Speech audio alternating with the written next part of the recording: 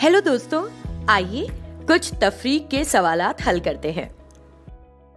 आइए एक मिसाल के जरिए तफरीक को समझते हैं। ये कुछ खिलौने हैं और ये अमन है। अमन के पास ये 6 खिलौने हैं, लेकिन उसमें से 3 खिलौने अमन ने नेहा को दे दिए। ये नेहा है जिसको अमन ने ये 1, 2 और ये 3 खिलौने दे दिए हैं।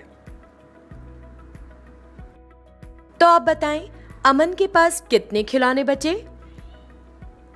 सोचिए, इसे हल करने के लिए हमें क्या करना होगा?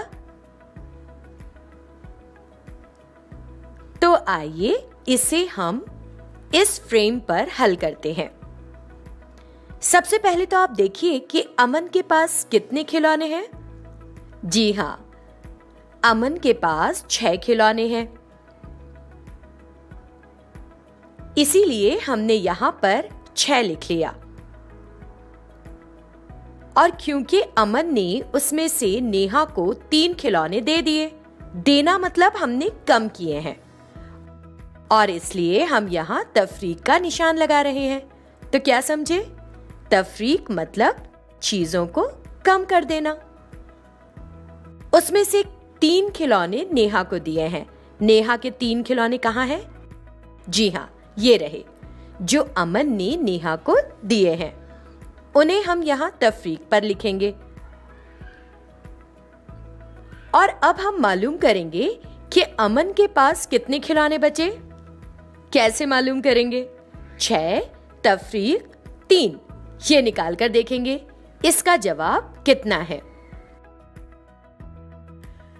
तो आप देखिए, अमन के पास 6 खिलौने हैं।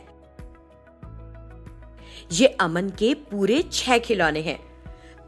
तो यहां हमने 6 लिखा हुआ है, और तफरीक का निशान इसीलिए लगाया क्योंकि उसमें से नेहा को 3 खिलौने दिए हुए हैं। नेहा के 3 खिलौने कहां हैं? ये रहे नेहा के 3 खिलौने। तो यहां हमने 3 लिखा है, यानी हम 6 तफरीक 3 कर रहे हैं। और अब मालूम करेंगे कि अमन के पास कितने खिलौने बाकी बचे। तो आप देख सकते हो, ऊपर अमन के पास अब सिर्फ 3 ही खिलौने हैं।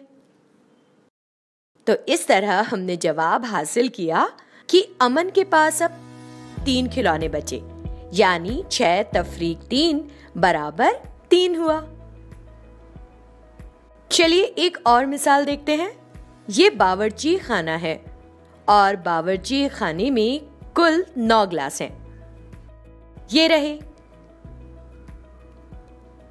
और उसमें से 5 गिलास टेबल पर रख दिए गए हैं। ये रख दिए टेबल पर 5 गिलास बावर्ची खाने से निकालकर।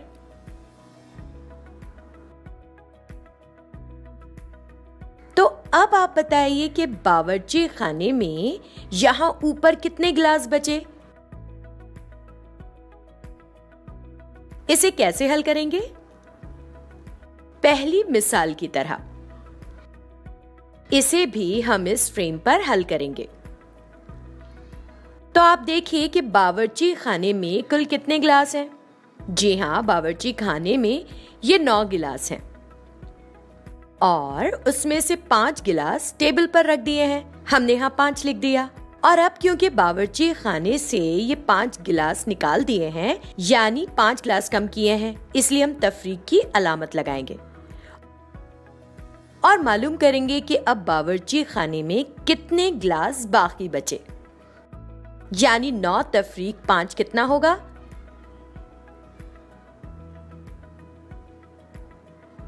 तो देखिए, ये है कुल 9 गिलास जो कि बावर्ची खाने में है, इसलिए हमने यहां 9 लिखा हुआ है। और हम यहां से इन 5 गिलासों को कम कर रहे हैं, यानी तफरीक कर रहे हैं, क्योंकि ये बावर्ची खाने से निकाले गए हैं। जी हां, ये रहे। तो अब बताएं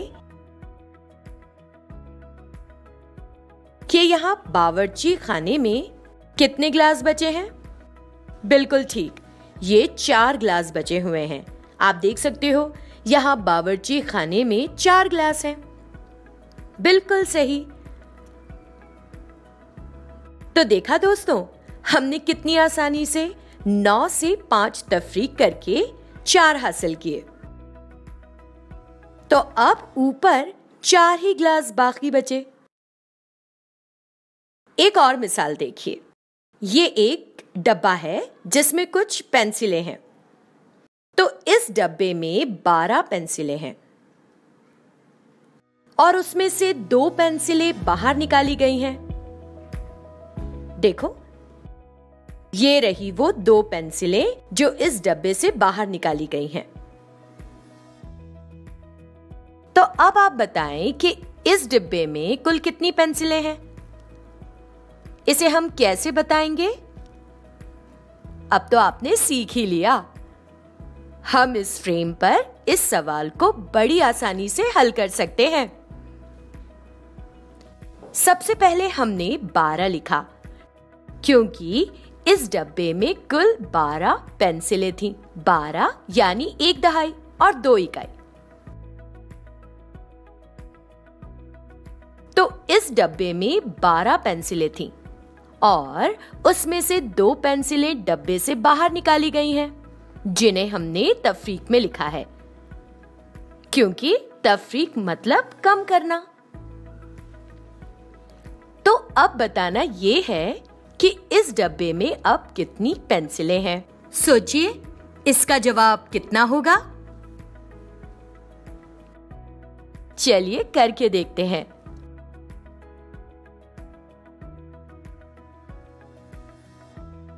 तो चलिए देखते हैं कि इस डब्बे में कितनी पेंसिलें हैं।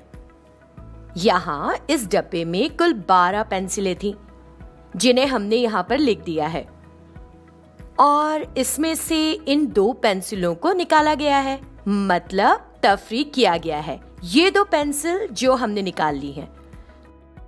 तो अब बताना है कि डब्बे में कितनी बची।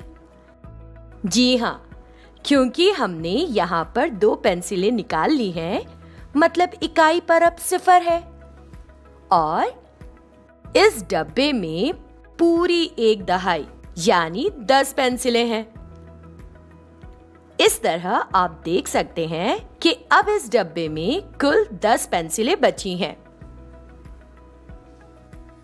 जो कि ये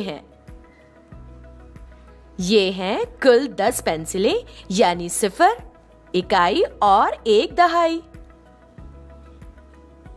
और अब दोस्तों, आप वीडियो को कुछ देर के लिए रोकिए और इन सवालों को अपनी कॉपी में लिखकर उन्हें हल करने की कोशिश कीजिए।